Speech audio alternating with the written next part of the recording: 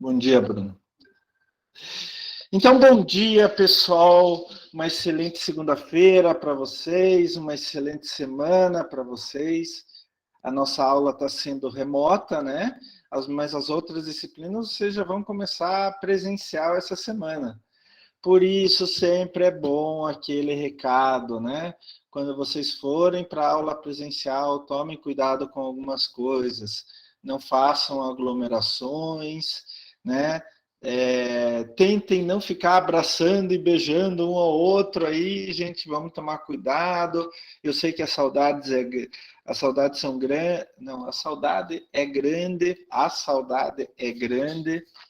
usar álcool em gel, lavar as mãos, não tomar água direto no bebedouro, né? São coisas importantes que a gente tem que tomar nas nossas aulas presenciais.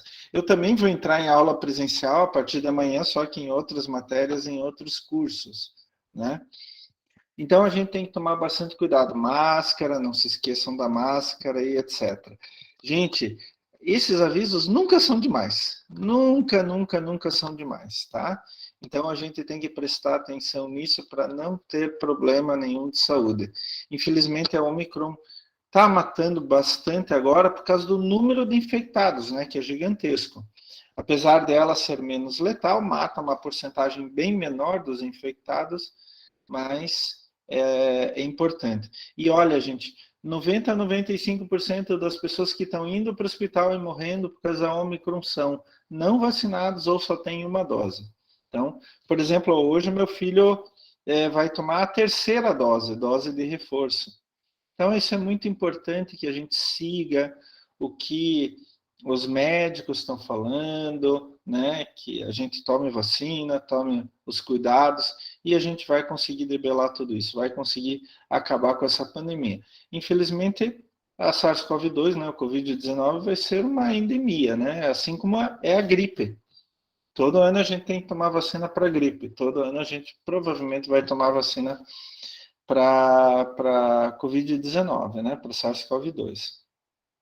Mas vale a pena a gente continuar insistindo nos nossos cuidados, né?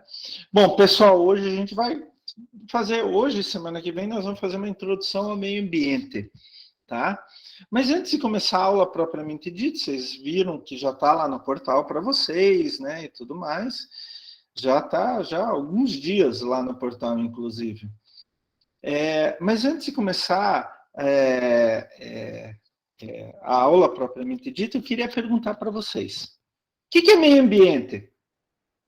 Vamos lá. Quem vai me responder? O que é meio ambiente? O universo em que vivemos, professor. O universo. Nossa, ela foi bem abrangente, Ivone, agora. O universo que nós vivemos.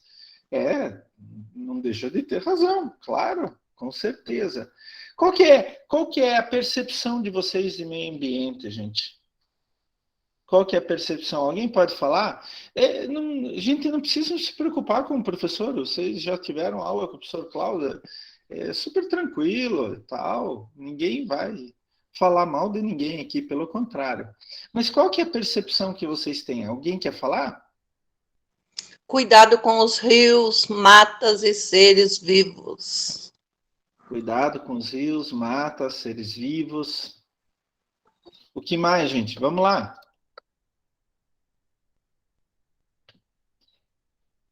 Eu tenho certeza que não é só a Ivone que tem uma opinião sobre isso, não. Eu tenho certeza que muitos outros aí têm opiniões sobre isso. O que vocês acham que é meio ambiente? Qual é a percepção que vocês têm sobre o meio ambiente? Quando vocês veem recursos naturais, a Isabelle escreveu. Quando vocês veem a Greta Thunberg, aquela menina sueca, gritando lá, tudo que é lugar, o que vocês acham que ela... vocês acham que ela tá certa, tá errada? Que ela grita, né, gente? Ela começa a gritar lá nos discursos dela, começa a xingar e tal. Verdadeira poluição sonora. Mas o que vocês acham, gente? Vamos lá. O problema é que poluição sonora, Ivone, é um problema sério. É um problema, um dos mais sérios que existe hoje em dia. É muito sério. Vamos lá, ninguém tem opinião sobre isso, gente? Só Ivone? Vamos lá. Ivone, fale. Pode falar, Ivone. Ah, não quer falar. Ô, gente, vocês têm opinião, eu tenho certeza absoluta disso, né?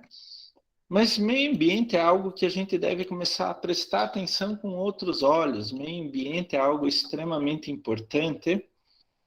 É a base de tudo, né? Então, quando a gente fala de meio ambiente, pessoal, eu já comentei isso com vocês em saúde ambiental, né? Meio ambiente é tudo que envolve ou cerca os seres vivos. A palavra ambiente vem do latim ambi, ao redor de, ambos os lados, ou ambio, ambire, andar em volta de, em torno de alguma coisa. Então, meio ambiente é tudo que está na nossa volta, né? Ivone falou universo, é tudo, absolutamente tudo. Inclusive, quando a gente usa o termo meio ambiente, vocês vão se lembrar disso, é uma redundância, né? Porque as duas coisas as duas palavras representam a mesma coisa, entorno, envoltório. Então eu quero que uma coisa que eu já falei isso para vocês antes, mas eu quero que vocês fixem isso na cabeça de vocês. Eu estou no escritório da minha casa agora. Eu tenho meio ambiente em volta. O meu terreno todo, com as árvores, com os cachorros, com gramado, etc., é um meio ambiente em volta.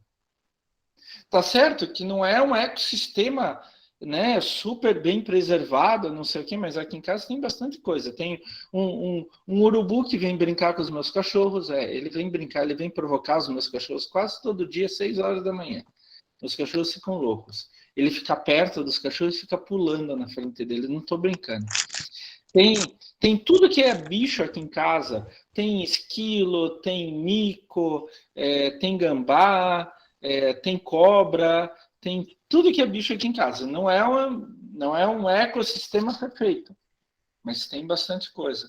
Ah, mas professor, eu moro num prédio, num apartamento. Mas aquilo é teu meio ambiente. Logo, imediatamente ao teu redor. A minha cidade é um ambiente, meio ambiente. O meu estado é um meio ambiente, né? A gente tem aquela mania de achar que meio ambiente é só lá na Amazônia, né? A Mata Atlântica, e daí a gente vai cuidar só deles. Claro que tem que cuidar da Amazônia, óbvio, claro, claríssimo. Mas vocês já pensaram em cuidar o que está ao redor de vocês? Isso também é importante. A gente só não pode pensar, não pode só pensar no que está longe. A gente tem que pensar também no que está perto, ao nosso redor, porque isso também é meio ambiente. A gente pode dividir meio ambiente, pessoal, em meio ambiente natural. Deixa eu pegar minha caneta aqui. Só mudar de cor. Mudar a espessura. Então, a gente pode pensar em meio ambiente natural e meio ambiente artificial. E quando a gente está falando nisso, a gente não está só pensando no local, espaço, fisicamente falando. A gente também está pensando em como que é a condição oferecida para a existência de vida naquele local. O que é meio ambiente artificial? É fabricado pelo homem, pelo ser humano. Quando eu falo homem, inclui-se mulher também. Ser humano. Então, a gente pode dizer que é fabricado ou domesticado. Fabricado é quando a gente faz extensas modificações do meio ambiente. E daí é o caso típico a cidade, né? Tem gente com o microfone aberto, hein, pessoal? Quem está com o microfone aberto? Então, vocês podem imaginar, por exemplo, Curitiba hoje, com esses prédios tão grandes, etc., ela está muito, muito, muito diferente do que era há 100 anos atrás.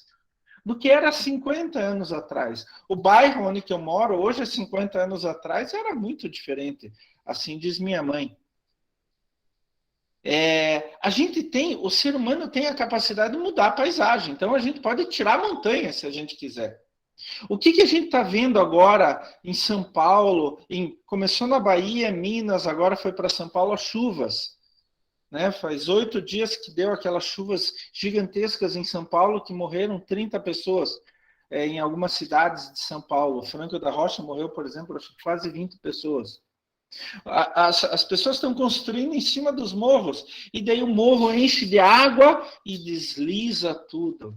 Né? Aquilo é uma área de risco, não poderia ser colocada uma casa ali, mas as pessoas vão lá e constroem, mudam, tiram tudo, mudam a paisagem. Isso é meio ambiente artificial. Quando a gente está falando em meio ambiente domesticado, a gente está falando, por exemplo, do agronegócio, né? Então, o agronegócio, a gente vai lá, tira a floresta e planta alguma coisa. Ou planta aqui, eucaliptos, pinos, ou planta algo da agricultura, ou faz uma pastagem. É extremamente importante, claro que é. A gente precisa de madeira, a gente precisa de papel, a gente precisa de comida, a gente precisa de carne, mas a gente também está modificando o meio ambiente. Né? O que a gente pode fazer no meio ambiente artificial? Isso vai provocar impacto, com certeza absoluta. Mas o que a gente pode fazer é tentar diminuir esse impacto. Impacto vai ter sempre. Eu sempre falo para vocês, nunca mais esqueçam, o ser humano é um ser vivo essencialmente impactante. Ele impacta o meio ambiente para tudo. Tudo que a gente faz, o que a gente está fazendo agora, está impactando o meio ambiente. Né? Agora, quando a gente fala de meio ambiente natural, a gente está falando de regiões autossustentadas, de preferência sem ação nenhuma do ser humano, ou com ação mínima, que não chega a ser significativa. Então, cidade, meio ambiente artificial fabricado. Campo, agronegócio, meio ambiente artificial domesticado. E meio ambiente natural são regiões autossustentadas com pouquíssima ou sem nenhuma ação do ser humano, sem absolutamente nenhuma ação do ser humano. É claro que o professor Klaus está mostrando isso à cidade. Isso é ser humano moderno. Gente, eu estava até vendo, só de curiosidade, eu estava vendo ontem um documentário sobre a Nova Zelândia, sobre a natureza na Nova Zelândia. Então, o ser humano chegou na Nova Zelândia faz uns 3.000 anos, mais ou menos. Foram nativos da Polinésia, que chegaram de barco e tal, e construir as primeiras civilizações na Nova Zelândia. Gente, existia um tipo de uma ema gigante, que foi o maior pássaro do mundo, que tinha 3 metros de altura. Ao mesmo tempo, existia a maior águia que já existiu no mundo, existia lá na Nova Zelândia. Quando o ser humano primitivo, não estou falando do ser humano o branco, europeu, com armas e tal, quando o ser humano primitivo, aqueles povos primitivos, chegaram na Nova Zelândia 2, 3 mil anos atrás, eles extinguiram essas duas formas de vida com caça intensa. Então não é assim, existem teorias que o mamute, uma das causas do desaparecimento do mamute, aquele elefante lanoso, né, que existia na Europa, principalmente na Europa, no hemisfério norte inteirinho, mas principalmente na Europa, uma das teorias é que ele foi extinto pela caça pelo ser humano, há 10 mil anos atrás, quando o ser humano era extremamente primitivo. Extremamente primitivo.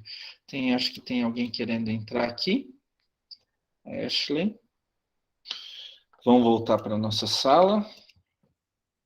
Então, assim, pessoal, não é que é só o ser humano moderno e tal. Os próprios indígenas aqui do Brasil, da Amazônia, eles tinham um modo de vida onde que eles tiravam a floresta de grandes extensões. Existem alguns campos que hoje são chamados de campos naturais, principalmente em Roraima, Amapá, que, na verdade, descobriu-se que foram os índios primitivos que tiraram tudo aquilo. Tá? É claro que o ser humano moderno é muito mais impactante. Nós aqui, somos muito, muito, muito mais impactantes. Vocês não fazem ideia de quanto a gente impacta a cada dia. Mas isso é algo inerente ao ser humano. Devido à nossa capacidade intelectual, já desde muito tempo, a gente começou a extinguir várias espécies diferentes. Tá? Hoje a gente tem uma capacidade muito gigantescamente maior de extinguir espécies, mas a gente sempre teve essa capacidade, infelizmente. O ser humano, por causa da capacidade intelectual dele, como eu acabei falando, ele começou a se aproveitar muito do meio ambiente, usar muitos recursos. Isso foi ficando cada vez maior ao longo do tempo. Então a gente já conhece o cobre, o bronze, o ferro há muito tempo, há milhares de anos. Né? Só que, ao longo do tempo, a gente foi desenvolvendo maior capacidade de pegar esses materiais do meio ambiente e usar como recursos em quantidades muito maiores. Então, a gente pega os recursos naturais, produz bens e serviços. E aquilo que a gente não usa, seja resíduo, seja energia, a gente joga fora. E isso sempre foi, pessoal, né? Eu sempre falo do exemplo do Sambaquis, aqui no litoral do Paraná, Santa Catarina, são depósitos de lixo feitos por índios primitivos. Há 5, 7 mil anos atrás, as tribos indígenas pegavam e jogavam todos os restos do seu dia a dia no mesmo local. Então, resto de concha, resto de cerâmica, né? Restos orgânicos também, ossos, e jogava tudo no mesmo lugar. E isso foi feito durante milhares de anos. E daí se formaram depósitos gigantescos. Ah, mas professor, isso impacta muito menos o meio ambiente. Concordo inteiramente. Inteiramente. Mas não deixa de ser um lixão antigo, né? E a gente pode distinguir isso bem em duas épocas diferentes, pré e pós-revolução industrial, né? Ah, vocês se lembram lá do colégio que o professor de história falava da revolução industrial, começou na Inglaterra no século XVIII, com o advento do motor a vapor, né, que era bem primitivo, daí foi evoluindo, então começaram a fazer máquinas para produzir mais produtos em menos tempo, com menos gente, e etc. A Revolução Industrial foi a grande ascensão do ser humano, né? Poxa vida, sem a Revolução Industrial a gente não estaria onde está agora, com certeza absoluta. A gente aumentou de escala muito a produção de absolutamente tudo o que a gente já produzia. Hoje, se não fosse a Revolução Industrial, a gente não teria computador, celular e todas essas coisas todas que a gente tem hoje. Né? Mas junto com isso ela trouxe problemas, né? A Revolução Industrial fez com que a gente tirasse cada vez mais recursos do meio ambiente, usasse cada vez mais o meio ambiente como fonte de recursos, né? E daí a gente entra naquilo que a gente se lembra lá do colégio, né? Recursos naturais não renováveis. Daí a gente tem dois grandes tipos, né? Aqueles que se esgotam com o uso petróleo, carvão mineral, gás natural, e aqueles que são esgotáveis, mas podem ser utilizados e reciclados, como areia, argila, metais, granito e assim por diante.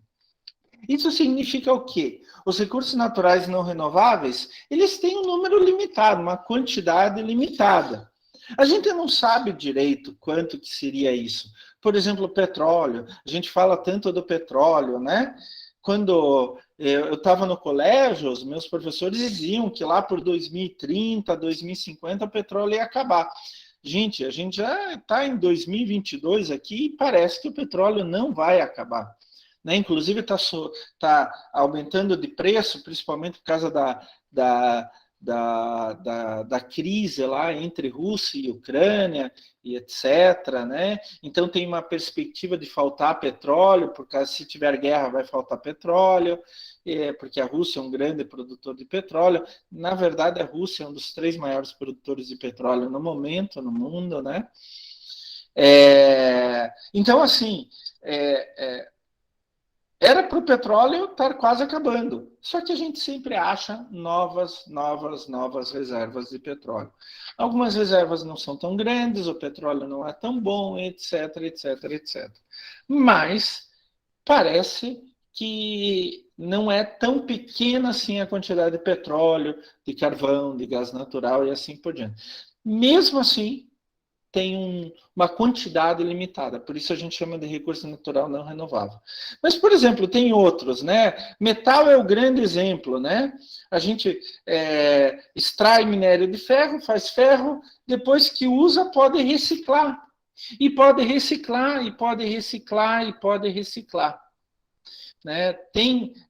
Aqui em Curitiba, na região metropolitana, por exemplo, tem siderúrgicas que fazem ferro e aço a partir de material antigo, reciclado. Tem uma aqui que usa 95% de sua matéria-prima é metal antigo, reciclado.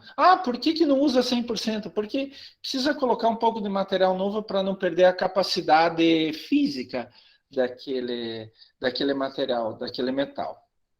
Daí tem os recursos naturais renováveis, né, bem tipicamente renováveis, por exemplo, que não se alteram com o uso, como energia solar, ventos e marés, né? Isso nunca vai se alterar, a não ser que o sol exploda, mas daí o resto tanto faz, né? E aqueles que se alteram com o uso, né? Eles podem se esgotar, se manter ou mesmo aumentar. Então, quando a gente planta a árvore, se a gente corta todas as árvores de um lugar, não vai mais ter semente para dar origem a outras árvores. A gente vai perder as árvores. Mas se a gente corta algumas árvores, coleta sementes, faz muda, planta e etc., a gente vai ter sempre árvores. A mesma coisa com cardume de peixes, né? Então, se a gente for para o mar e tirar todos os peixes lá que o ser humano consome, não vai ter mais matrizes, não vai ter mais peixes para se reproduzir, para fazer novos peixes. Agora, se a gente coleta só uma parte, deixa outra para eles se reproduzirem, então a gente sempre vai ter aquelas populações. Por isso que a gente considera como recursos naturais renováveis. E tem aquele, gente, que uma hora, na verdade isso daqui é uma classificação minha, uma hora a gente chama de renováveis, outra hora a gente chama de não renováveis. Mas assim, o grande exemplo, pessoal, é a água, né? A água é a bandeira disso tudo. A quantidade de água no planeta é gigantesca, gigantesca. Gigantesca.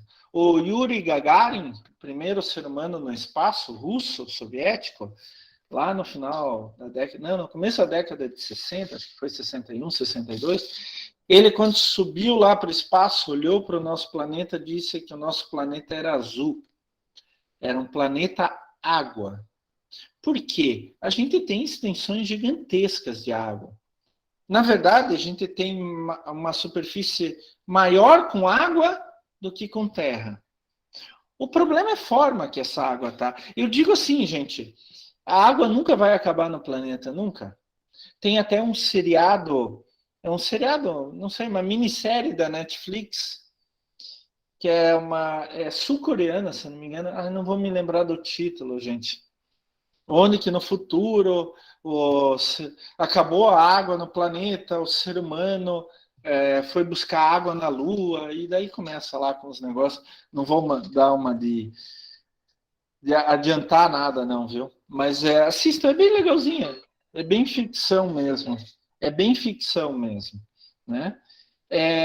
Assim, a água nunca vai acabar no nosso planeta. Isso é certeza. O problema é a forma que está essa água.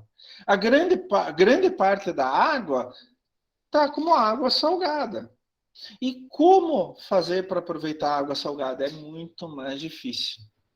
Um outro grande problema é que muita da água doce, aquela que a gente pode beber, está poluída. Vamos de novo ver a história dos rios de Curitiba, que o professor Klaus enche o saco de vocês, já deve estar assim com a cabeça cheia, que o professor Klaus sempre fala que não tem nenhum rio tecnicamente vivo em Curitiba. Não, não tem.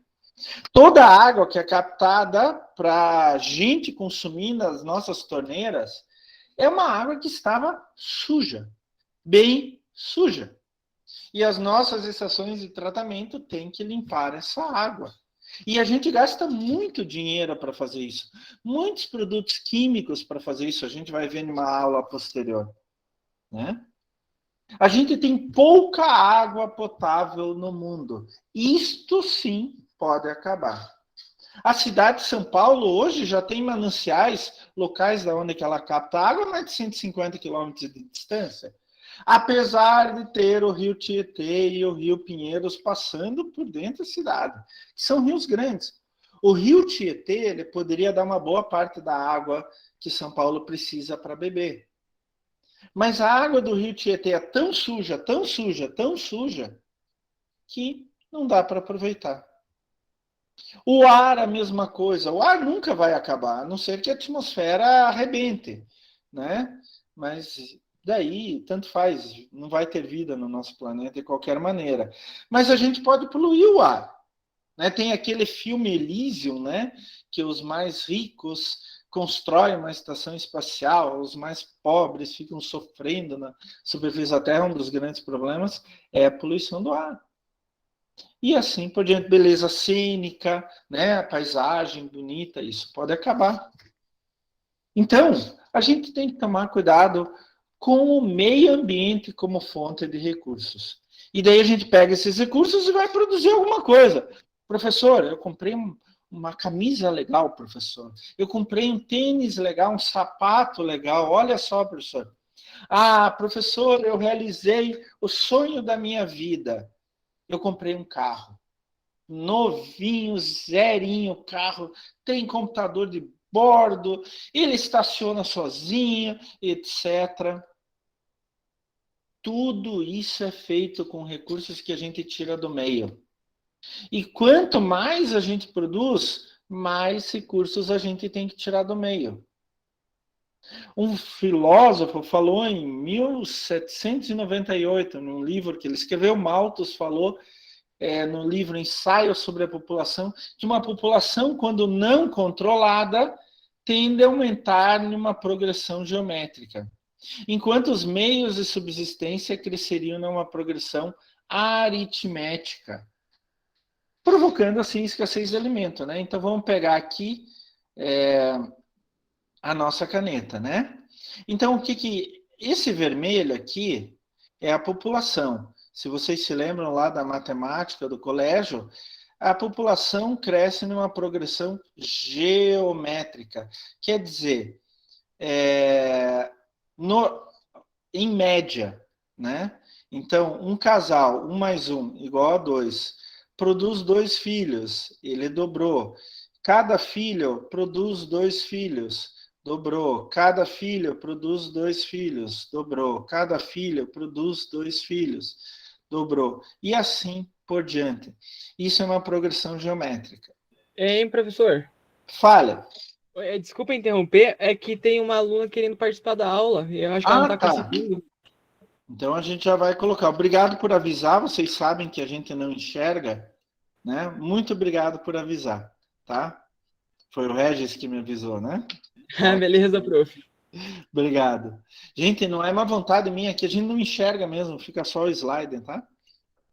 Então vamos voltar aqui, compartilhar. Então agora vocês estão vendo de novo. E progressão aritmética é 1 mais 1 igual a 2, mais 2 igual a 4, mais 2 igual a 6, mais 2 igual a 8. Então é essa linha, vamos mudar até de cor aqui, pegar um verde, essa linha dos recursos naturais. Os recursos naturais, eles não crescem tão rápido quanto a população. A população sempre cresce mais rápido. Ainda mais agora que a gente tem, por exemplo, tecnologias de saúde que fazem com que as pessoas fiquem menos doentes e vivam mais, né? Até 100 anos atrás, a média de vida de um brasileiro era 60 anos, algumas vezes menos. Hoje, a média de vida de um brasileiro está chegando nos 80 anos. Né? A gente vive muito mais e vai se reproduzindo cada vez mais. As pessoas querem ter filhos, daí a nossa população vai aumentando de uma forma geométrica. Só que a gente não consegue produzir recursos, ou a natureza não oferece recursos tão rapidamente quanto sobe a população. E daí Malthus, lá em 1798, pessoal, olha quanto tempo, ele falou que vai chegar um ponto de crise.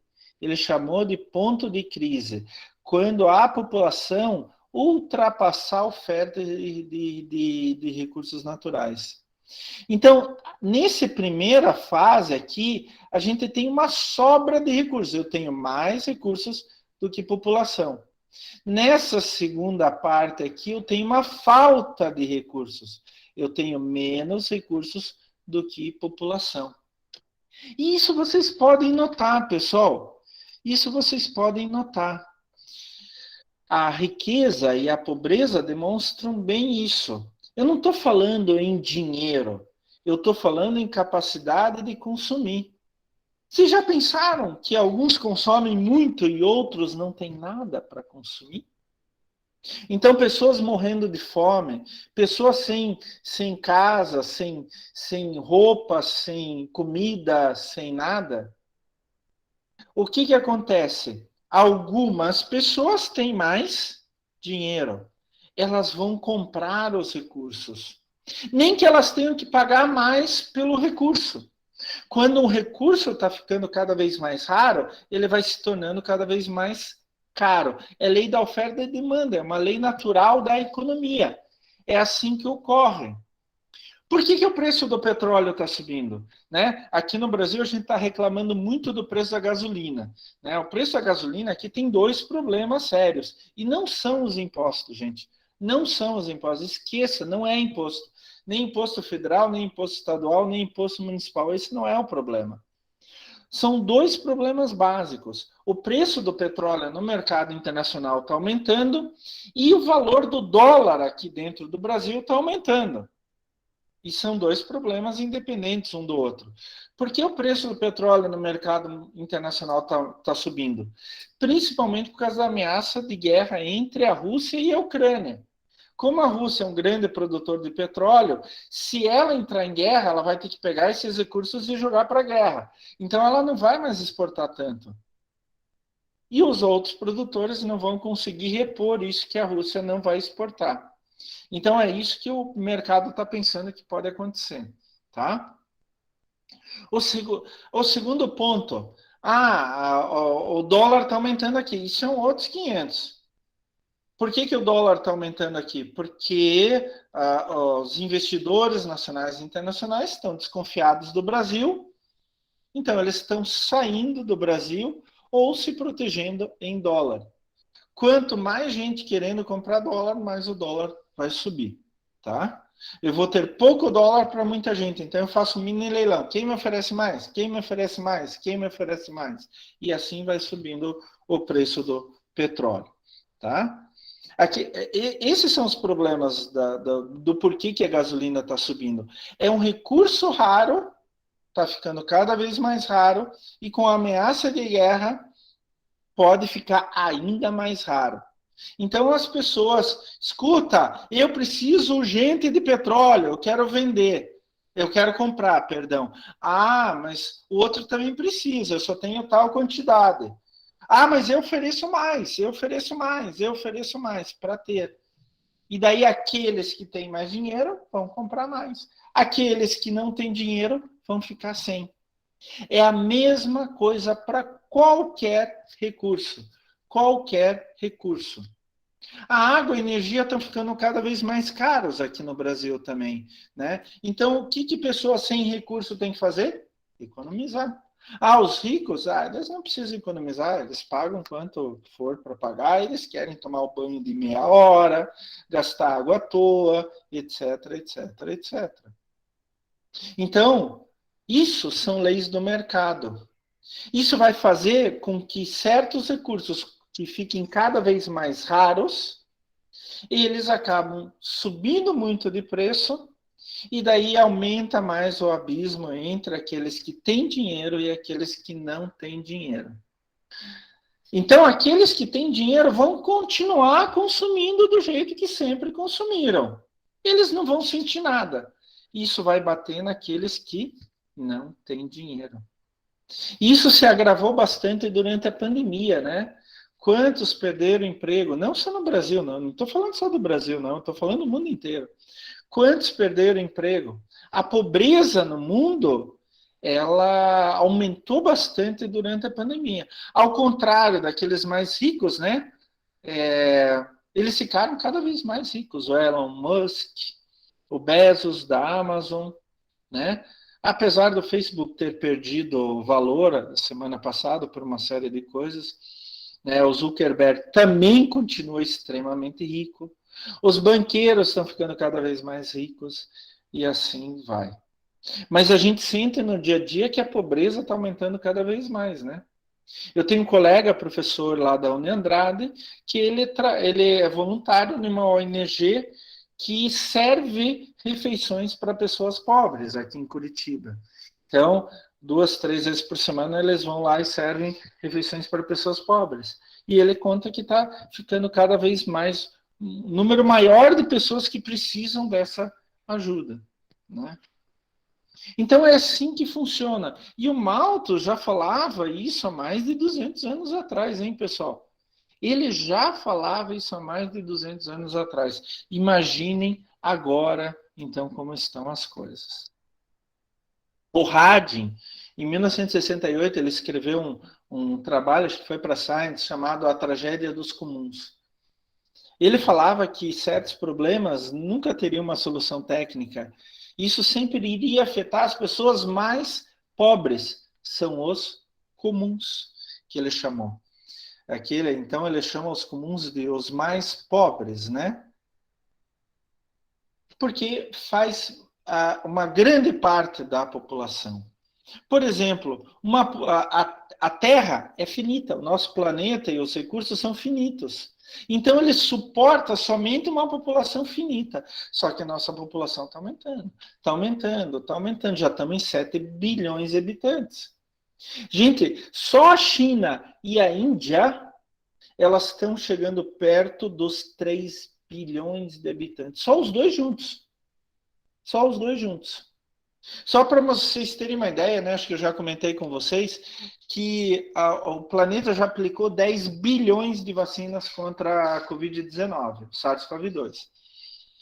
Em torno de 50% disso, 5 bilhões, foi a China e a Índia. Só esses dois. Só esses dois.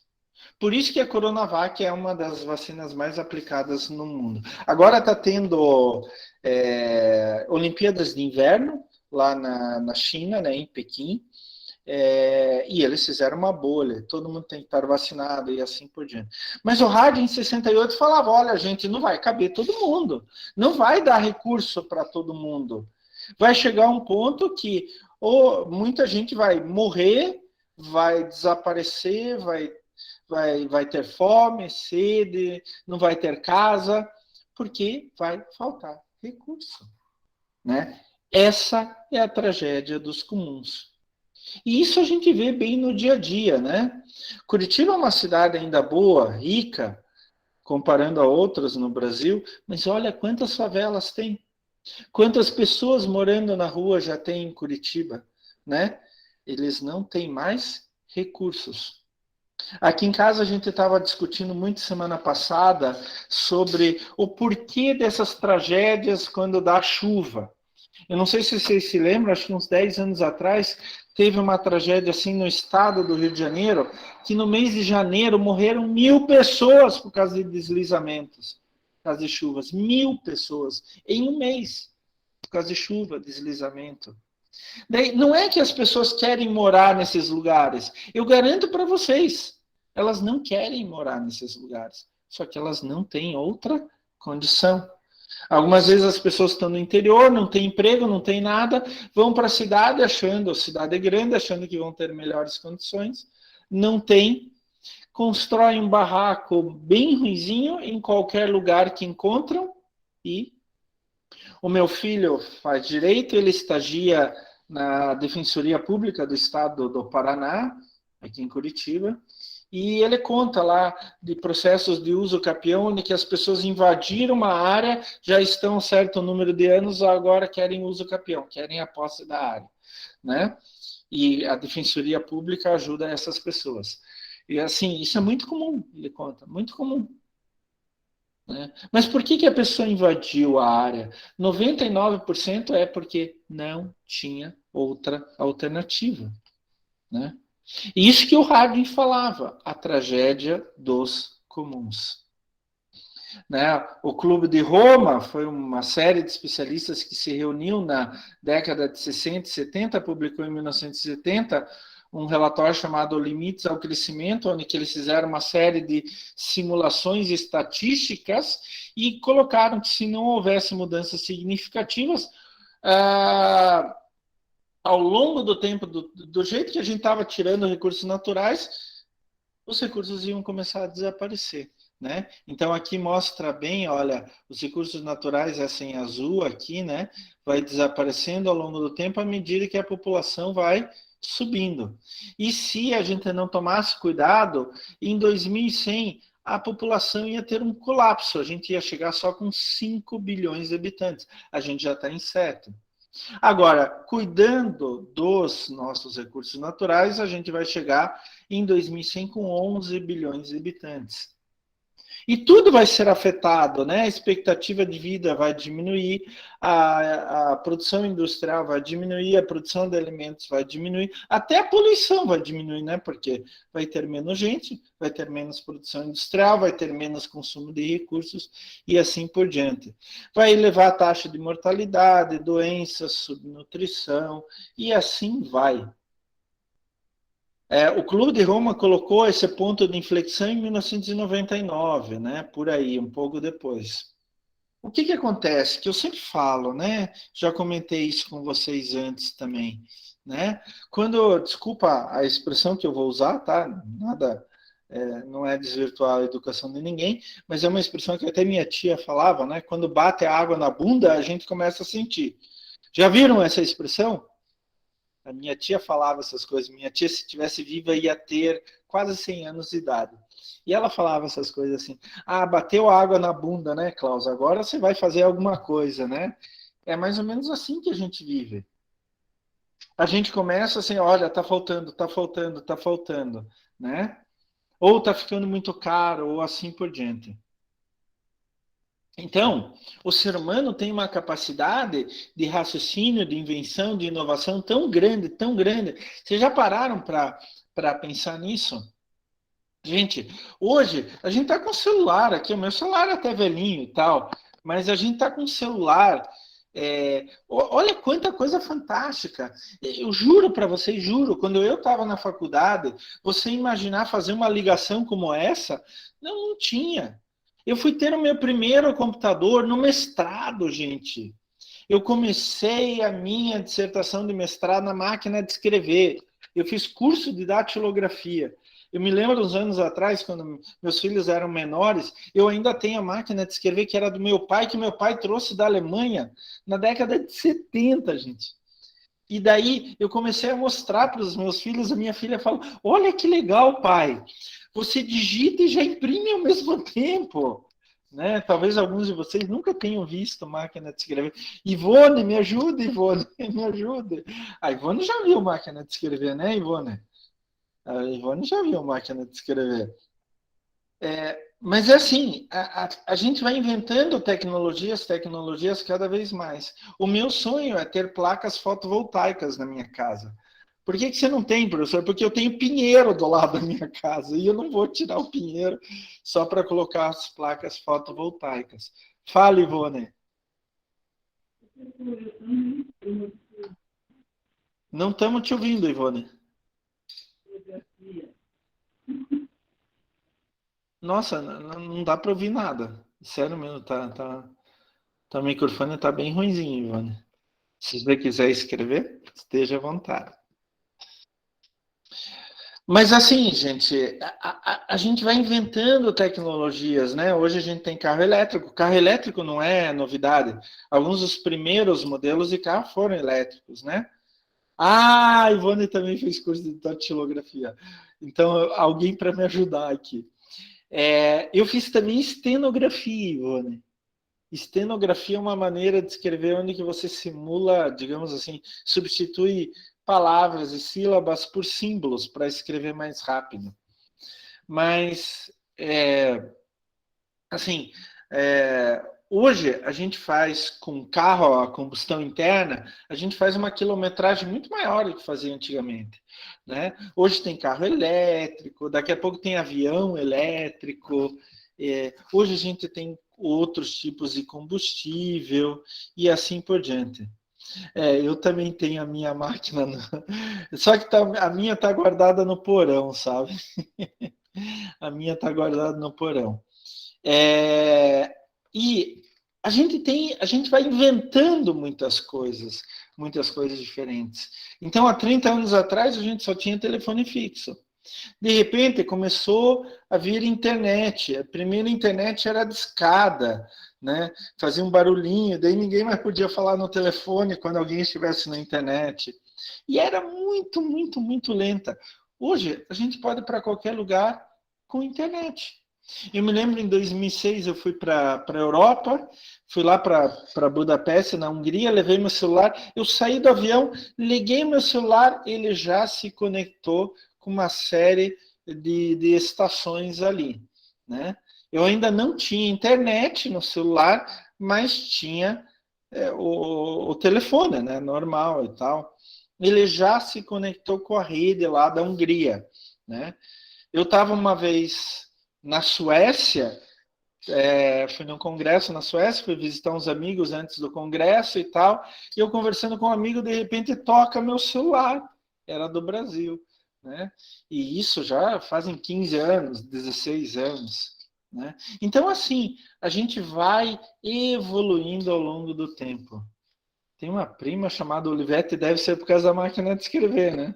Olivetti era uma marca, nem sei se ainda existe, de máquina de escrever, uma marca italiana. Muito boa, por sinal. Então a gente vai evoluindo, vai aproveitando os recursos cada vez melhor. Então hoje a gente consegue fazer muito mais com muito menos. Hoje a gente já aprendeu a reciclar muita coisa e assim por diante, né? Mas a gente ainda usa uma grande, grande quantidade de recursos. Então, ao longo do tempo, o que a gente começou a fazer? A gente começou a jogar essa inflexão cada vez mais para frente. A gente começou a empurrar com a barriga, né? Empurrar com a barriga. Uma hora ou outra, a gente vai ter que tomar uma decisão mais séria, mas a gente pode ir fazendo isso desde já. Olha, pessoal, coisas simples do dia a dia, como economizar luz, economizar água. Hoje, as lâmpadas da minha casa são praticamente todas LED. Então, eu economizo muita luz com isso. E a lâmpada dura mais tempo. Então, eu não preciso ficar trocando aquela lâmpada incandescente. Algumas vezes eu tinha que trocar. Tinha certos lugares que a lâmpada queimava uma vez por ano. Eu não me lembro qual foi a última lâmpada LED que eu comprei aqui em casa. Eu realmente não me lembro. Não é maneira de se falar. Eu realmente não me lembro. Eu tenho um depósito de água de chuva, então as calhas, o telhado, coletam água de chuva. Eu tenho 6 mil litros de água de chuva. Então, eu uso a água de chuva para um monte de coisa. Lógico, não nas torneiras do banheiro, da cozinha, nos chuveiros ou para lavar roupa, mas para vaso sanitário, para limpar canil, lavar carro, limpar calçada, molhar o quintal e assim por diante eu uso água de chuva, né? Então, por exemplo, em janeiro, nós somos em 4 pessoas aqui em casa, a gente só gastou 15 metros cúbicos de água, o que é relativamente pouco, né? Para 4 pessoas, tomando banho, lavando roupa, etc, etc, etc. Né? Então, tem maneiras de a gente economizar, então a gente faz mais com menos. Tem máquina de lavar roupa que hoje gasta muito menos, tem vaso sanitário que hoje gasta muito menos. Então a gente vai inventando novas tecnologias. Por isso que eu digo que aquele ponto de inflexão a gente vai jogando ele cada vez mais para frente. Isso é extremamente importante. Um outro problema que a gente tem, que o ser humano tem como algo normal, né? É que a gente pega recurso no meio, produz algo e joga de novo no meio ambiente, como resíduo. Quando a gente fala da natureza como um todo, se vocês pensarem numa floresta, uma árvore morre, cai, começa a apodrecer, os nutrientes que estão ali vão de novo para o solo, as plantas vão absorvendo e assim por diante. Se forma um ciclo fechado. Na natureza, os restos são absorvidos por outros organismos. O problema é que o ser humano, na sua capacidade intelectual, começou a fazer certas substâncias, e hoje são milhares, centenas de milhares, que a natureza não está acostumada a absorver. E, normalmente, essas substâncias acabam sendo tóxicas para outros organismos, né? Isso que a gente fala que são sobras das atividades humanas. E isso que é poluição. A gente fala que poluir é sujar, corromper, degradar, manchar. Poluição é o ato ou efeito de poluir. Poluente é aquela substância ou substâncias que vão poluir. E aqui na nossa disciplina a gente vai usar poluir e contaminar com a mesma coisa, sinônimos. Na verdade, não é bem sinônimo, tem algumas poucas diferenças. Então, poluir é sujar, corromper, degradar, manchar. Poluição é o ato ou efeito de poluir. E poluente é aquilo que polui. E hoje o ser humano já inventou centenas de milhares de substâncias que não existiam no meio ambiente. Tá? Por exemplo, vocês querem ver na nossa área de saúde os próprios remédios. A grande maioria dos remédios são substâncias que não existiam no meio. Hoje, a gente vai atrás da natureza, como a gente fazia antigamente, né? E procura substâncias. Quando a gente acha uma substância, a gente tenta descobrir qual é a composição dessa substância, e daí a gente tenta mimetizar ela em laboratório.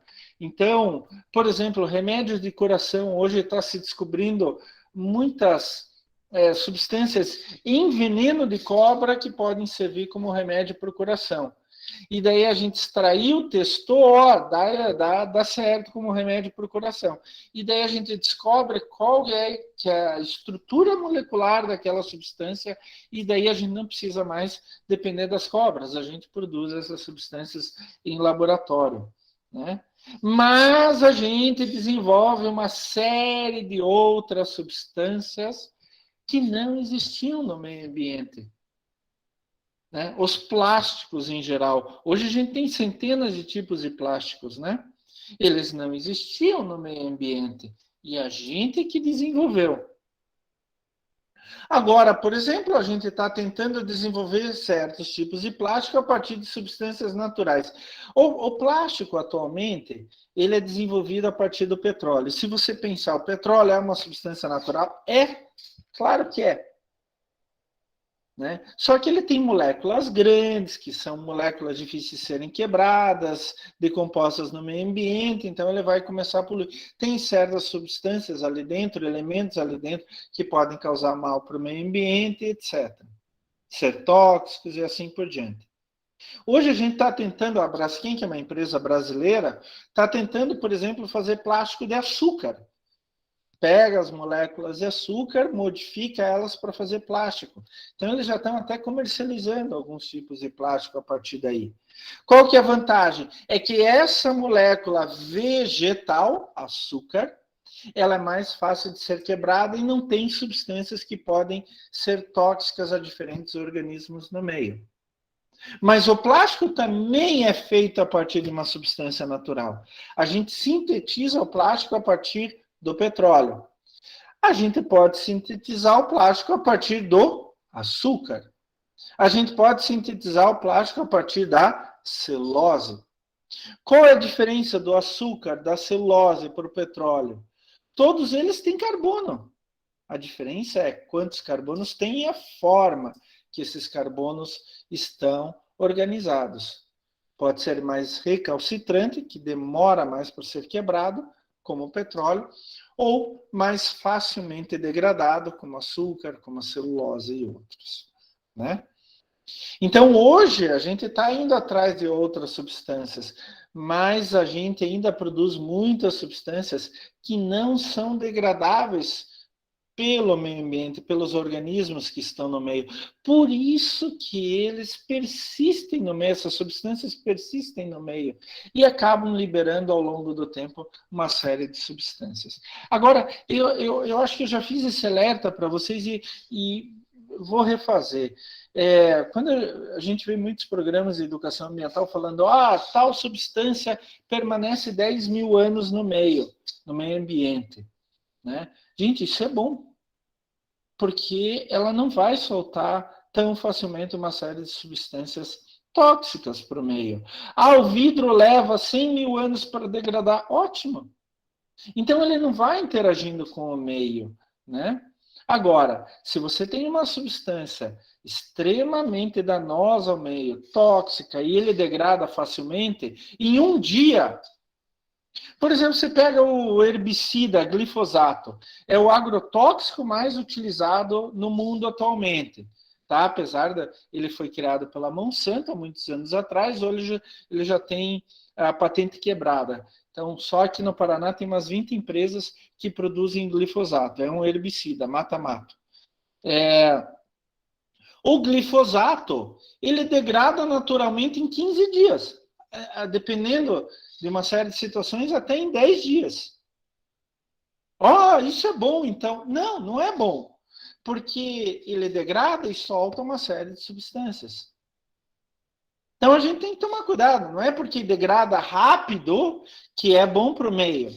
Ele pode degradar rápido e não liberar nenhuma substância tóxica. Ótimo, maravilhoso.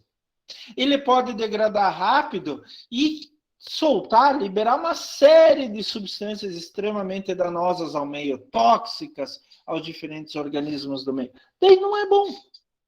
O vidro leva 100 mil anos para degradar, isso é péssimo, professor. Não, é bom, porque daí ele não vai liberando substâncias tóxicas. Normalmente vidro também, vidro comum, né? Fora os vidros especiais, eles nem têm muitas substâncias tóxicas.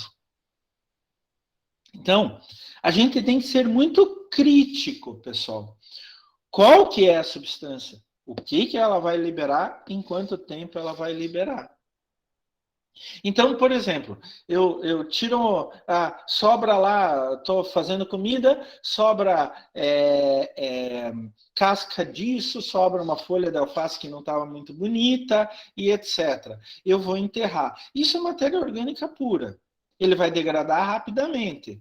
Ou vou fazer compostagem. Eu tenho verme e compostagem aqui em casa.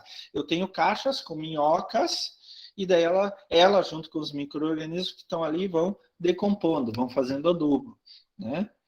Então, isso daí vai fazendo um composto, um adubo orgânico muito bom, né? E vai degradando rápido, tá? Mas se eu jogar veneno no meio ambiente, ele degrada rápido, mas vai liberar um monte de tóxico.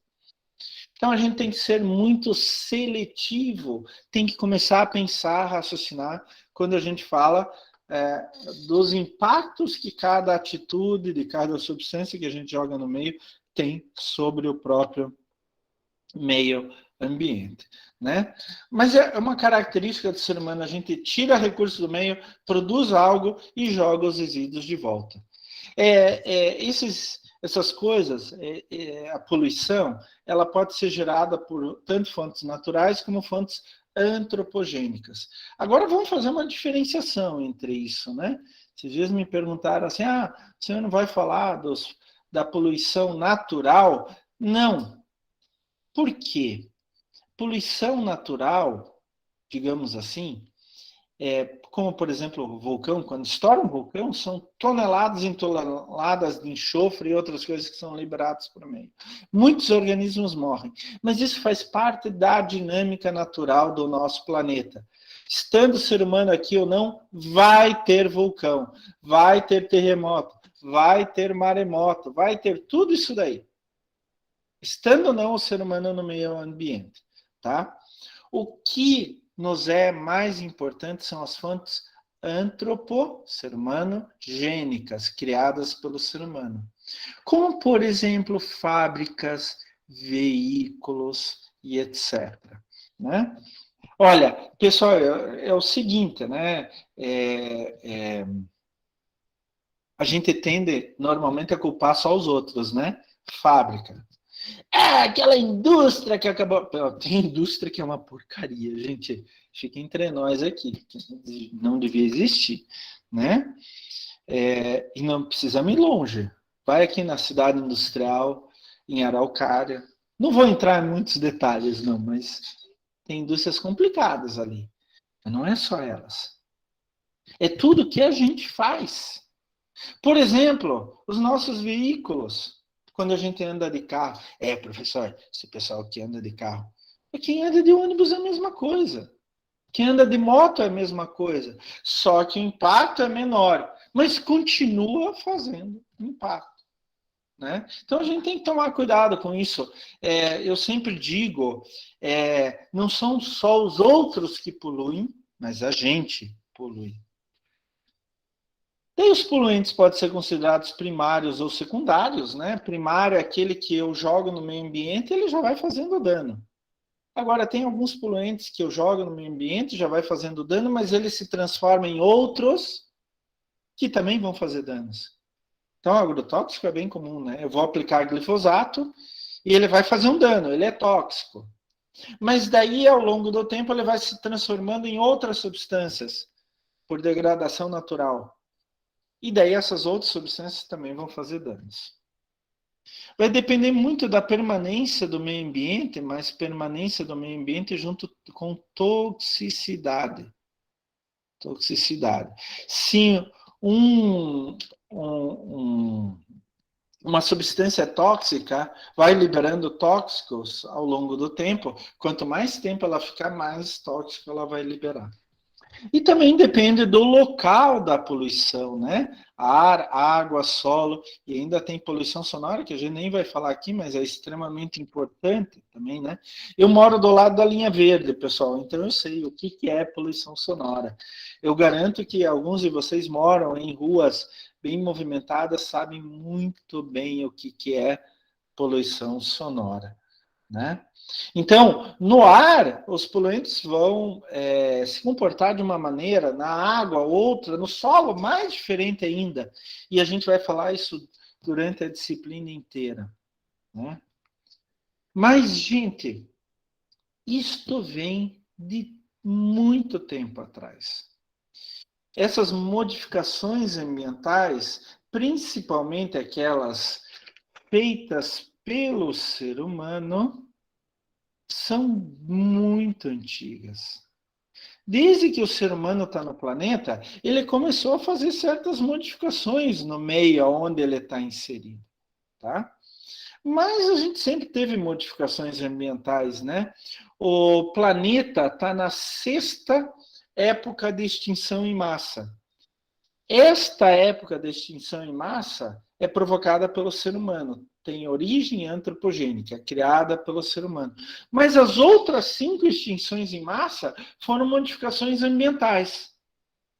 A mais conhecida é quando um meteorito, caiu lá no que é hoje o Golfo do México e liberou uma quantidade tão grande de energia que fez com que subisse poeira em todo o planeta, tapasse o sol, as plantas morressem, herbívoros morressem.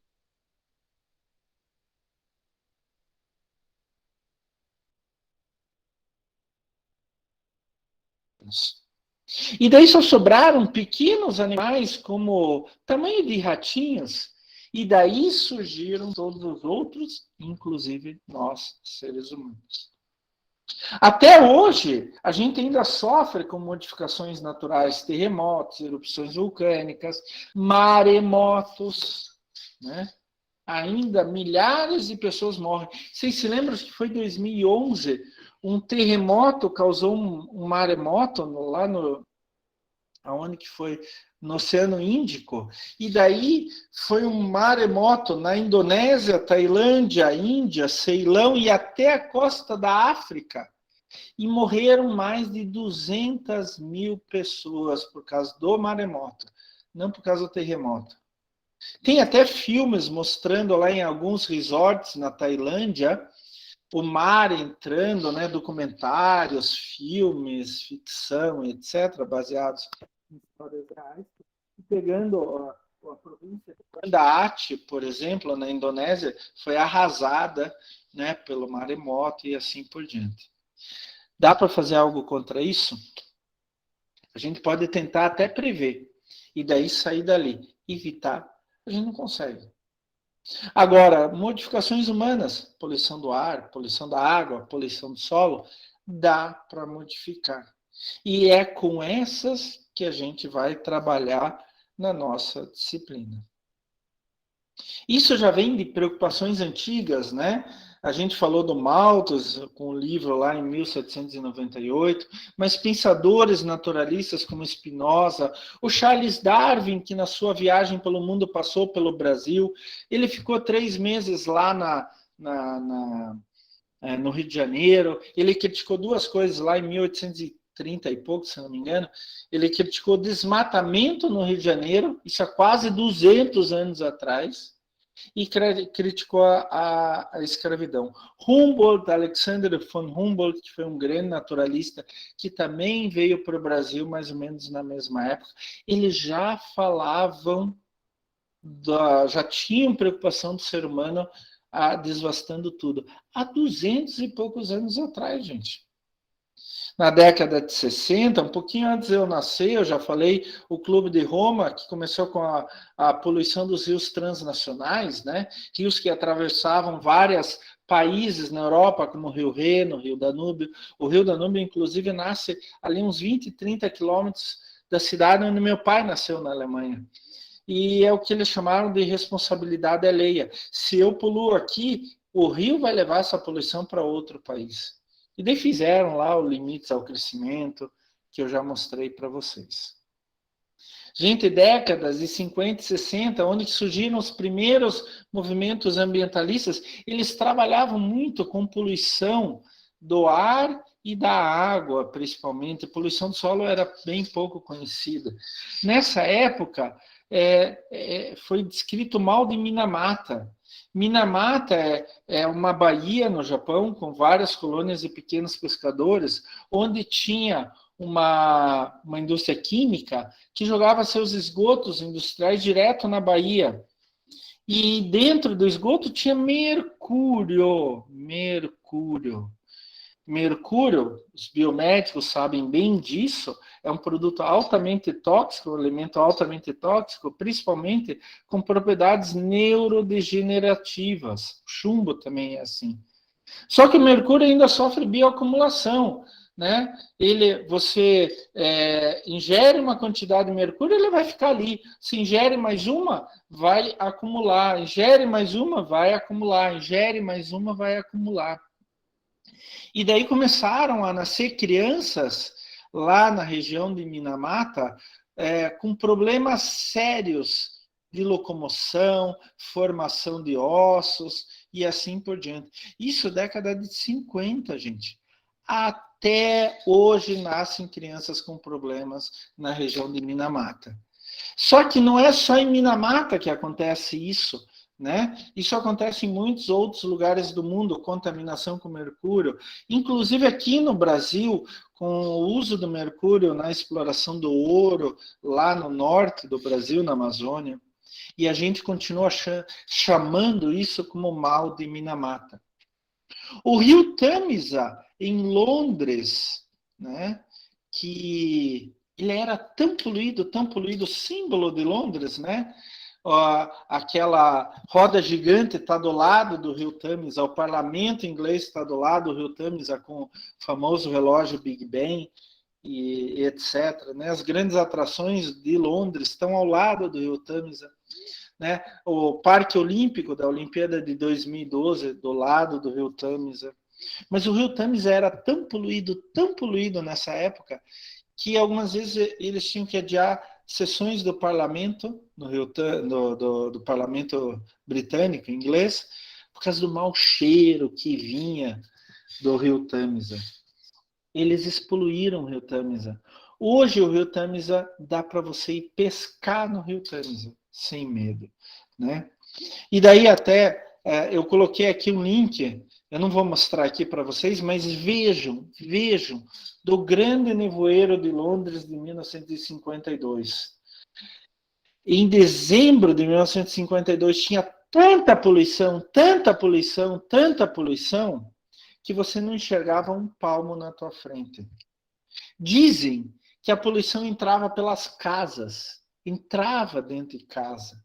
O pessoal ia para o cinema, as únicas fileiras no cinema que conseguiam ver o filme eram as 3, 4 primeiras fileiras. O cinema cheio de fumaça. Dentro do cinema cheio de fumaça. Morreram, estimativas falam em 5 a 15 mil pessoas que morreram em uma semana por causa da poluição do ar. Os médicos não conseguiam chegar na casa das pessoas. E isso fez com que as pessoas começassem a ver, poxa, gente, a gente tem que fazer alguma coisa, o mundo está acabando. E essas décadas de 50 e 60 foram então chamadas décadas da conscientização. Entrou a década de 70, né?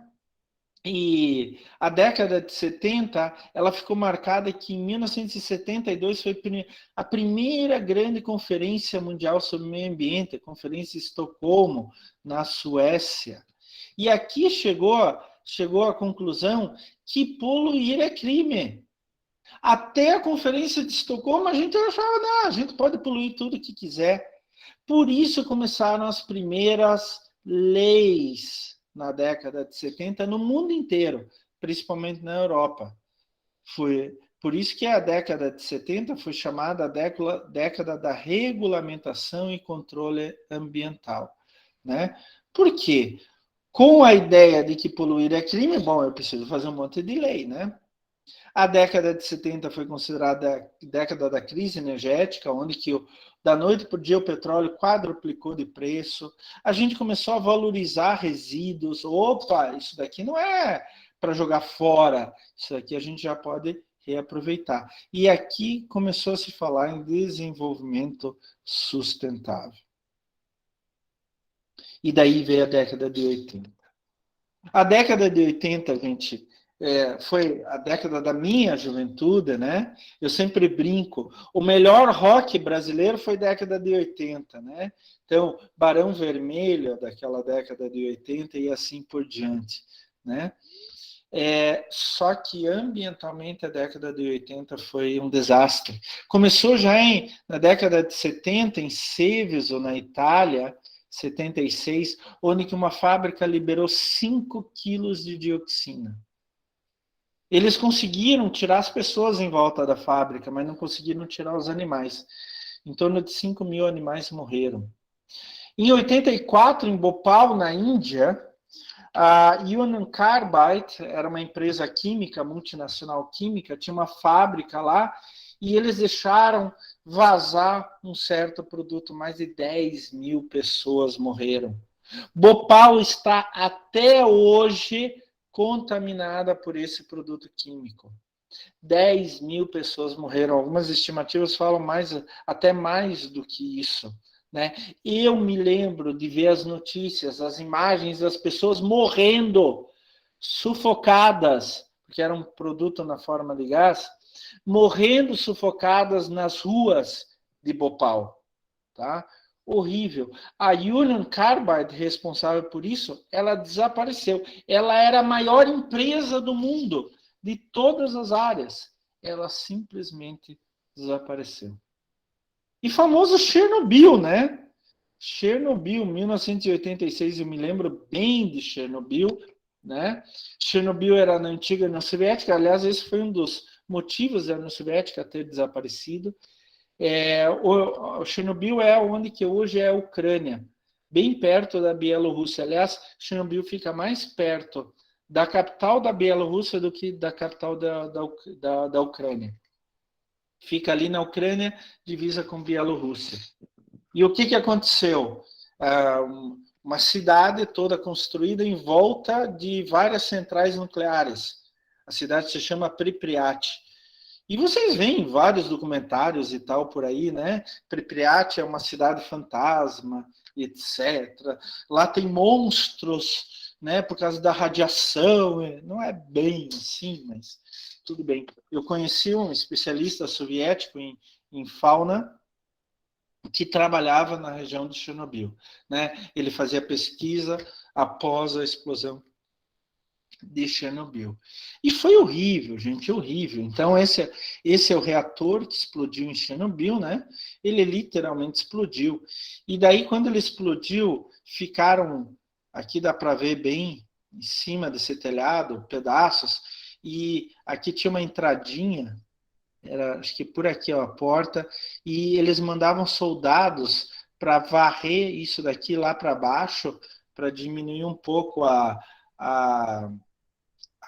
poluição radioativa, né? E esses soldados, eles só poderiam ficar 8 segundos. Eles abriam essa porta aqui, o cara saía correndo com uma vassoura e jogava para baixo e voltava correndo. Era mais ou menos assim. Muitos, dezenas de soldados morreram nisso daqui, né? E tem um outro caso que lá embaixo tinha a água subterrânea e o material nuclear radioativo estava furando todas as camadas. E se ele chegasse naquela água subterrânea, ia explodir. Então, eles chamaram mineiros de vários lugares da União Soviética para fazer um canal aqui por baixo para tirar a água subterrânea. Todos os mineiros morreram em questão de dias por causa da radiação. Então, dizem que Pripyat vai estar fechada por mais de 10 mil anos como cidade. Em 1989, um super petroleiro chamado Exxon Valdez bateu no Alasca. Até hoje, é uma das maiores multas ambientais já aplicada por um país. A Exxon, que é a maior empresa petrolífera do mundo, teve que pagar $1 bilhão de multa. Tá?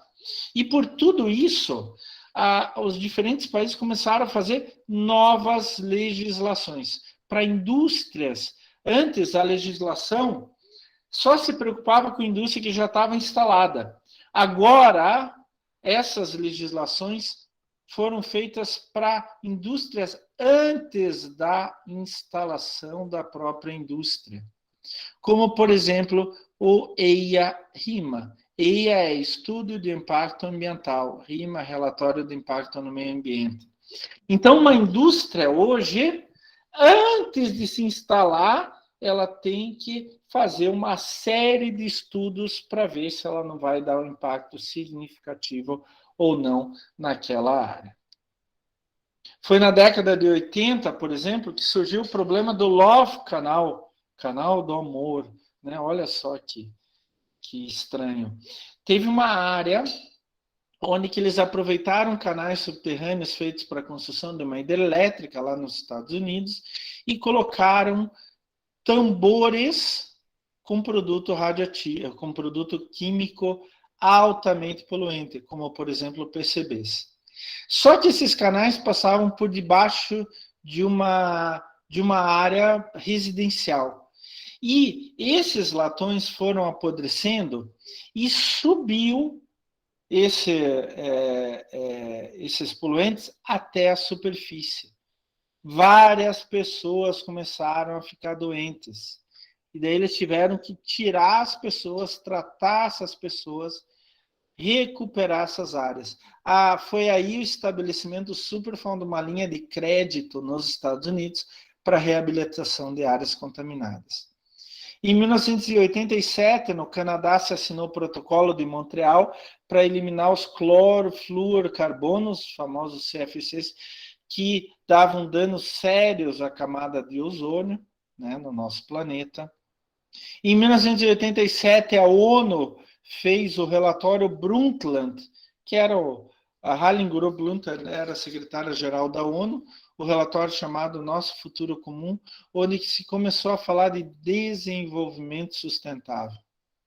Em 1989, surgiu o Acordo da Basileia, que o Brasil assinou, assim como o Protocolo de Montreal, para legislar sobre o movimento transfronteiriço de resíduos. O que é isso? Em alguns países, a legislação para resíduos estava tão forte que eles iam gastar muito dinheiro para implementar isso. E o que as empresas faziam? Mandavam para a África. Por exemplo, computadores velhos, com um monte de metal pesado, etc., mandavam lá para a África. Gente, eu vi isto pessoalmente. Em 2015, eu fui visitar Gana, na África, e a maior cidade, o aeroporto internacional, fica em Accra. Não é mais a capital mudou para o interior, mas Accra tem quase 10 milhões de habitantes. Eu visitei favelas onde que eles queimavam computadores para tirar os metais preciosos desses computadores, né? O ar de Accra é horrível. Não dá para respirar o ar em Accra, a maior cidade de Gana. Gana fica ali perto da Nigéria, do Congo, Camarões, fica do lado do Atlântico, Gana, bem quando a África faz aquela curva grande, né? E o Acordo da Basileia foi assinado exatamente para acabar com esse fato de muitas empresas estarem mandando resíduo para outros países na África e pronto, né? Com tudo isso daí, gente, a legislação começou a mudar de ângulo, como as empresas viam isso. As empresas vinham no ângulo defensivo. Ah, porcaria, eu tenho que gastar dinheiro agora para fazer o que a legislação manda. Muitas empresas começaram a ver a legislação como algo bom. Olha só, falava assim para o público, eu sigo a legislação, o meu concorrente não. E essa questão ambiental começou a entrar na discussão do ser humano do dia a dia. Começou a aparecer no Fantástico, começou a aparecer no Jornal Nacional, e assim por diante.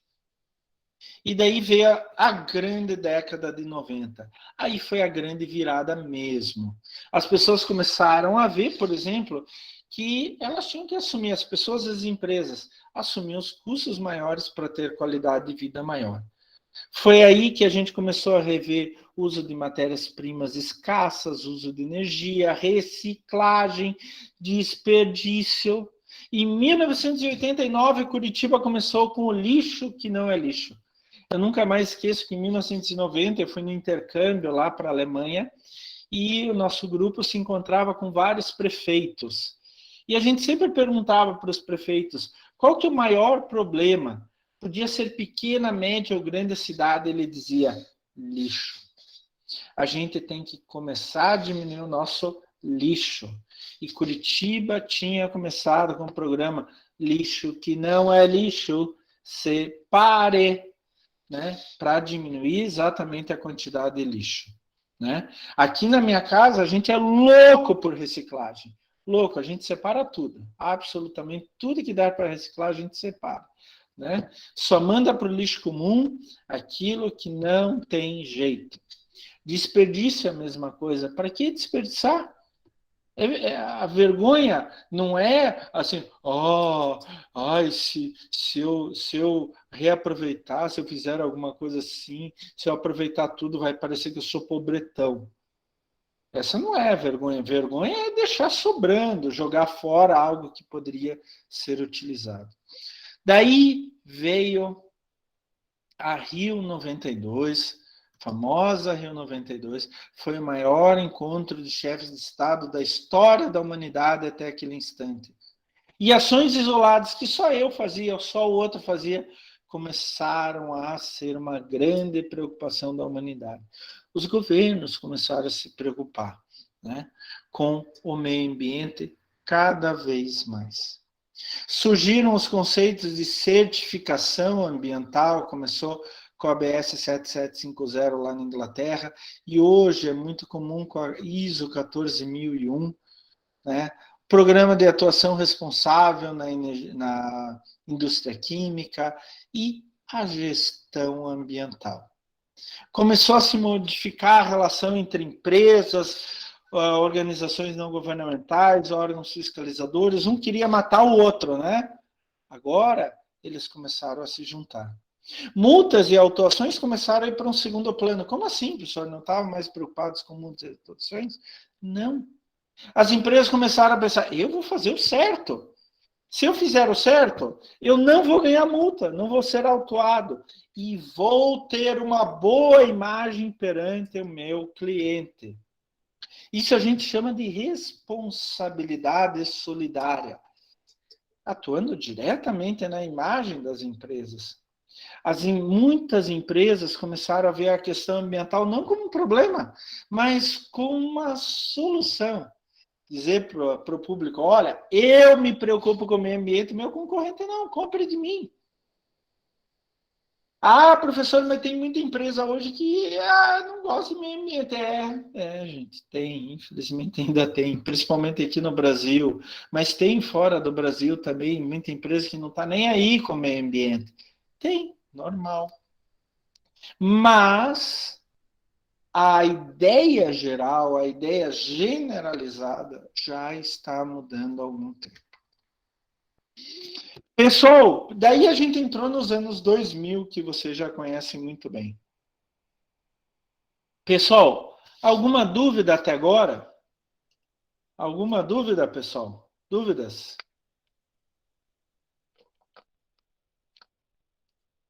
Dúvida, pessoal?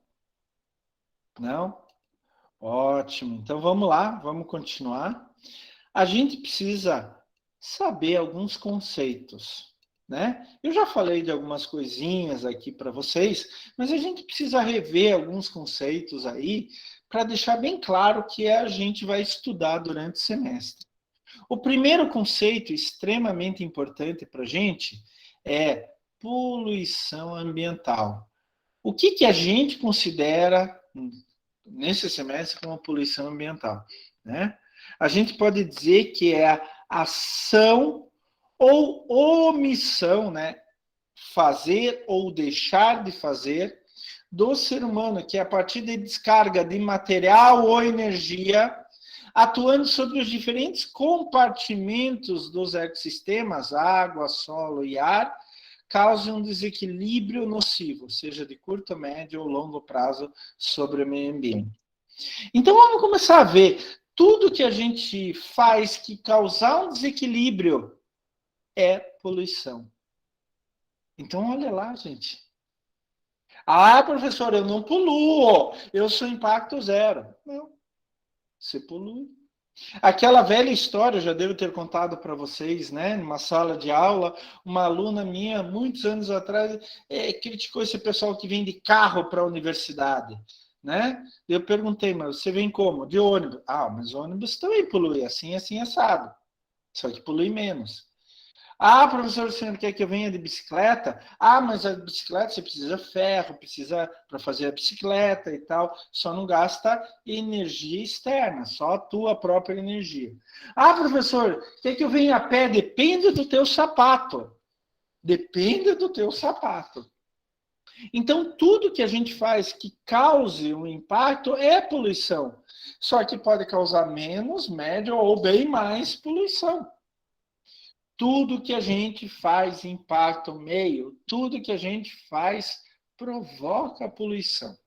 O que a gente pode fazer é diminuir o máximo possível. Então, quando eu separo o lixo, aqui em casa eu tenho o lixo bio, o lixo orgânico, que vai para compostagem, vermicompostagem, eu tenho o lixo reciclável, que vai para reciclagem, e eu tenho o lixo comum. Antes eu juntava tudo. Agora eu separo. Então, eu continuo impactando, o professor Klaus continua impactando? Claro que continua. Só que ele impacta bem menos. Quando eu acendo uma luz aqui em casa, ligo o computador, precisa de energia, Hoje eu tenho luz LED. Eu gasto bem menos luz. Só que eu continuo gastando luz. Eu ainda preciso de energia. Só que bem menos do que eu precisava antes. Eu continuo poluindo? Claro que eu continuo poluindo. E a poluição traz uma série de efeitos, né? E a gente fala, não é só a qualidade ambiental em relação aos outros animais e vegetais, é em relação ao ser humano, saúde, segurança e qualidade de vida do ser humano. Ou alguém quer morar deliberadamente num lugar onde que o ar está super poluído. Alguém quer morar do lado de um lixão, por exemplo. Alguém quer morar morar num lugar onde tem muita doença. Não, ninguém quer. E o problema, um dos problemas da poluição é que a origem é complexa, você não sabe de onde vem, e os efeitos são difusos. Eles se espalham, se extravasam para tudo que é lugar. Olha a poluição do ar. Se eu queimo alguma coisa na minha casa, o vento vai levar isso para um monte de lugar diferente. É efeito difuso. E as consequências são, via de regra, cumulativas e crônicas. Elas vão se acumulando no meio ambiente. A minha saúde vai ficando cada vez pior, pior, pior. E crônica, ela fica para sempre. Problemas de saúde crônica. Muitas pessoas têm rinite, por exemplo, por causa da poluição do ar. Isso é crônico. Em algumas épocas aumenta, diminui e tal, mas é crônico. E daí, olha só, gente, a despoluição é complexa e muito cara. Não é simples despoluir. Mais simples seria não poluir. A partir do momento que a porcaria está feita, é muito difícil e caro para poluir. O pessoal lá em São Paulo pode pegar a água do rio, do Rio Pinheiros, por exemplo, para utilizar? Claro que pode, mas para tornar aquela água super poluída potável, vai custar tanto dinheiro que ninguém vai conseguir pagar a conta de água. E para essa despoluição, a gente tem desde soluções locais, como é a poluição lá do Rio Barigui, que passa do lado da União Andrade, até soluções globais, como é o aquecimento global, né? Os gases do efeito estufa, né? Que todos têm que pensar juntos para ir contra isso. Por isso, gente, que surgiu lá na década de 80 o conceito de desenvolvimento sustentável. Eu posso aproveitar os recursos que a gente tem? Claro que pode. Senhor, posso ter a minha casa, meu carro, meu celular? Claro que pode. Só não exagere. Esse é o conceito de desenvolvimento sustentável. É o desenvolvimento que visa atender às necessidades do presente sem comprometer a capacidade das gerações futuras de atender às suas próprias necessidades. A grande pergunta é: os filhos de vocês vão ter água para sobreviver? Vão ter ar respirável? Eles vão ter ferro, papel, alimento para se alimentar? Eu posso consumir hoje? Claro que eu posso, mas ao consumir eu tenho que pensar se meus filhos, meus netos, meus bisnetos vão ter os mesmos recursos. Afinal, eles têm os mesmos direitos de consumir do que eu tenho. Eu posso ter minha casa, mas será que os meus filhos vão conseguir ter, meus netos vão conseguir ter, meus bisnetos vão conseguir ter? Isso é desenvolvimento sustentável. Eu posso aproveitar hoje os recursos, mas pensem, será que esses mesmos recursos as gerações futuras também vão ter? Opa, eu tenho que frear meu consumo. Não posso consumir tanto. Isto é desenvolvimento sustentável. Aproveitar os recursos hoje de tal maneira que as próximas gerações tenham os mesmos recursos para suas próprias necessidades. Isso é desenvolvimento sustentável. Então, quando eu mudo a as lâmpadas da minha casa, de lâmpadas incandescentes para LED, ou fluorescentes para LED, eu estou consumindo menos energia. Eu estou deixando mais recursos para gerações futuras.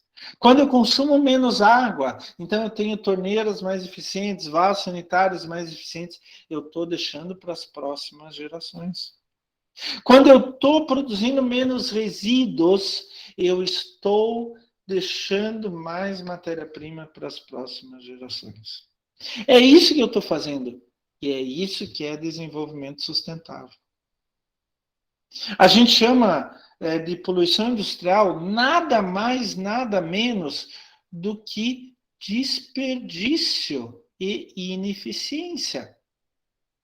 Então, entram 10 quilos de matéria-prima na minha empresa e eu produzo 8 quilos de produto. Cadê os 2 quilos de diferença? Isso é resíduo. Isso é esgoto. Isso é poluição. O que eu tenho que fazer? Eu tenho que desperdiçar menos, eu tenho que ser mais eficiente. Daí eu vou comprar 10 quilos de matéria-prima e vou produzir 9,5 quilos de produto. E daí veio para isso diminuir a poluição, diminuir resíduo, diminuir esgoto, o conceito de qualidade ambiental total, eficiência de processo para produzir cada vez menos recursos. Hoje, a humanidade ela segue um caminho de desenvolvimento econômico? Claro que sim, mas com saúde e qualidade de vida. Hoje, a gente difunde muito o conceito de que economia sadia necessita ambiente sadio. Hoje, aquela ideia de tirar recurso para ter desenvolvimento econômico não se sustenta mais. Hoje, a gente procura pela ideia de qualidade ambiental. Por menos ligado que eu seja ao meio ambiente, eu sinto a diferença quando eu estou num lugar com ar poluído e ar não poluído. Eu sinto a diferença quando eu estou num lugar com água pura e água suja. Eu sinto a diferença quando estou num lugar mais quieto e num lugar com mais barulho. Eu sinto essa diferença. E isso é qualidade ambiental. A gente diz que qualidade ambiental é atendimento aos recursos de natureza física, química, biológica, social, econômica e tecnológica que assegurem a estabilidade das relações ambientais nos quais se inserem as nossas atividades. Qualidade ambiental é, gente, nós conseguimos sobreviver ali, os animais e as plantas conseguem sobreviver ali, isso é qualidade ambiental. O ser humano faz parte do meio, por isso a gente considera características dos grupos de seres humanos também. Isso é qualidade ambiental. Quando eu tenho ar mais limpo, quando eu tenho água limpa, quando eu tenho solo não contaminado, e quando o ambiente permite que os diferentes organismos sobrevivam ali, isto é qualidade ambiental. Nós temos isso no nosso dia a dia? A gente tem que começar a ver. A gente pode até comparar uma cidade com a Curitiba é menos poluída do que outras cidades. Eu até concordo. Mas será que Curitiba tem qualidade ambiental? Isso que a gente tem que começar a ver, tá? E a grande pergunta é, professor, tudo bem, concordo até com o senhor. Mas o que a gente pode fazer para mudar isso? Como que a gente pode cuidar de tudo isso? Né? A grande resposta é gerindo a atividade do ser humano em relação à questão ambiental. É o que a gente chama de gestão ambiental. No nosso caso específico, análise ambiental. Monitorando todas as nossas atividades em relação ao meio ambiente. Fazendo o chamado monitoramento ambiental. E daí entra a análise ambiental, né? Segundo a resolução 78 do Conselho Federal de Biomedicina, a resolução que dispõe sobre o ato profissional biomédico, o profissional habilitado em análise ambiental pode fazer análises físico-químicas e microbiológicas para o saneamento do meio ambiente, incluindo análise de água, de ar, de esgoto e também de solo. Mas o que o analista faz, o analista ambiental faz além disso? Não é só laboratório. Ele pode, a partir daí, fazer uma série de coisas. Por exemplo, assessoria em questões relacionadas ao meio ambiente, coordenar inspeções ambientais, participar do monitoramento de amostras de água e do solo, controla e atualiza a licença ambiental, desenvolve e implementa projetos que visem a diminuição da poluição, administra processos para obtenção de licenças, elabora diagnósticos, pareceres, relatórios, realiza atendimento aos agentes de fiscalização, ministra treinamentos, né? O analista ambiental ele pode trabalhar em uma série de coisas, como planejamento ambiental, organizacional e estratégico, na regulação, controle e fiscalização, monitoramento ambiental, gestão da qualidade ambiental, ordenamento e recursos florestais e pesqueiros, conservação de ecossistemas, estímulo e difusão de tecnologias. Vocês podem fazer isso. Vocês estarão capacitados para isso. Mas, gente, não é simples ser um analista ambiental.